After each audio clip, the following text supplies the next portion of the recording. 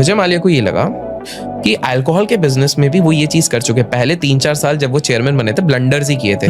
उसी के बाद वो कैन वाला फैसिलिटी लाए, सरोगेट एडवर्टीजमेंट्स ले आए, किंगफिशर का लोगो चेंज कर दिया, यूथ के लिए एड्स बना दिए, कैलेंडर गर्ल्स लिए। तो उनको क्या लगा था, वहां पे 3-4 साल लग गए थे। तो वो What he didn't realize is कि वो अल्कोहल एंड बेवरेजेस पहला विरासत है, आपके पापा का बेस बना हुआ है, ब्रांड बिल्डिंग आदि हो चुकी है। दूसरी चीज क्या थी कि भाई वो उतना कैपिटल इंटेंसिव नहीं है, राइट, जितना एयरलाइन है। तीसरा, हिस्ट्री ऑफ द वर्ल्ड आपको समझना पड़ेगा, दुनिया में सिर्फ 2 तरीके की चीजें हैं हिस्टोरिकली जिनकी कंपनियां कभी डूबी नहीं है मोस्टली। वन इज टबैको और दूसरा है alcohol, because these are called sin stocks. इसलिए स्टॉक मार्केट के इतिहास में भी विदेश में सबसे ज्यादा रिटर्न सिन स्टॉक्स नहीं दिया हुआ है। क्योंकि दारू कैसी चीज है, दारू एक ऐसी चीज है कि इंसान गम में भी पिएगा, तारारंपम में भी पिएगा, लड़की चले गई तो भी पिएगा, क्लास में फर्स्ट आ गया तो भी पिएगा, दोस्त की नौकरी लग गई तब भी वो पिएगा, दोस्त की नौकरी नहीं लगी तो भी वो पिएगा। तो पॉडकास्ट करने की खुशी में पी लिया, पॉडकास्ट की खुशी में पी लिया, प्लान नहीं है पीने का, पॉडकास्ट के खत्म के बाद पी लिया है ना।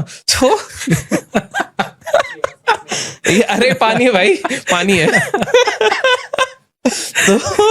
तो दारू उसमें कप में, दारू उसमें, बट दारू बदनाम करती है। बट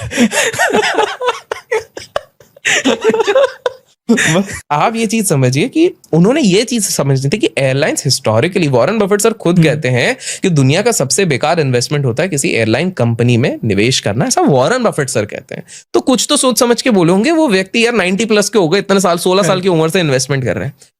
तो हमको ये समझना पड़ेगा कि विजय माल्या एक के बाद फकअप्स कर रहे थे। उनके जो बोर्ड मेंबर्स थे वो राजी नहीं थे। बोर्ड मेंबर्स को गुस्सा कब आया, आप देखो अब सामने वाला कितना सीधा बना है। क्यों वो इस चीज की बात नहीं करता कि डिएगो, जो खुद बोर्ड मेंबर्स का उसमें राइट होता है, बिना उनके परमिशन के उसके भी शेयर्स बेच दिए गए। Correct, that was not in the right. Share holders वाले इसलिए तो बहुत ज्यादा एंग्री हो गए थे कि भाई ये इतना बड़ा, और बाद में इसमें सेबी द रेगुलेटर की भी वो चीज पड़ी कि without informing the stakeholders, without taking the permission आप बेच ही नहीं सकते हो। अगर कोई चीज पे हक 10 लोगों का है, एक जन डिसीजन मेकर नहीं हो सकता है। तो ये इतनी सारी इन लोगों ने मिस्टेक कर दी विजय माल्या ने, which definitely was leading to a downfall.